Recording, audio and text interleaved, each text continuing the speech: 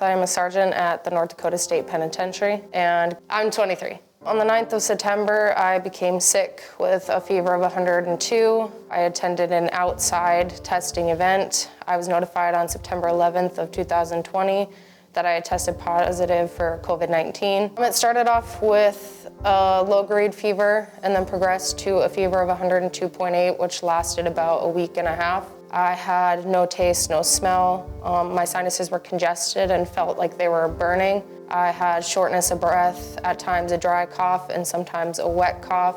I had a pounding headache that no matter how much Tylenol or ibuprofen that you would take, it still wouldn't make a dent in the pain that you felt. I was nauseous, sick to my stomach, and vomiting. I had a very, very good caseworker. From the time that I was diagnosed with COVID-19 to the end of my isolation, I was on the phone with her for maybe a half hour every other day.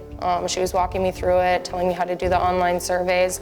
So I think that I was very fortunate to get that help that I needed to navigate through how I was supposed to correspond with the Department of Health. I was very lucky with the case manager that I had. At this time, I'm not completely recovered. I still have no taste or smell, and that's after a month of my diagnosis.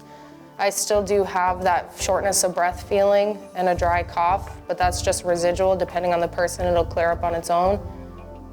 Unlike other diseases or like common colds and flus, by far this was definitely the worst, with the headache that's nonstop, the fever that wouldn't break, not being able to breathe, having that feeling of somebody sitting on your chest.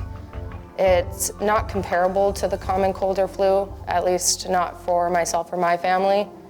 At times it would make me cry because that's how much pain that I was in from either the headache or the stomach ache, not being able to swallow, having such a sore throat, the feeling of not being able to breathe. It was very scary.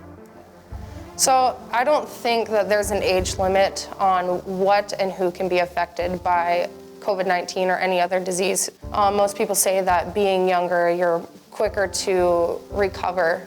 Just because you're in your mid-20s doesn't necessarily mean it's not going to affect you the same or worse or less than those who are elderly.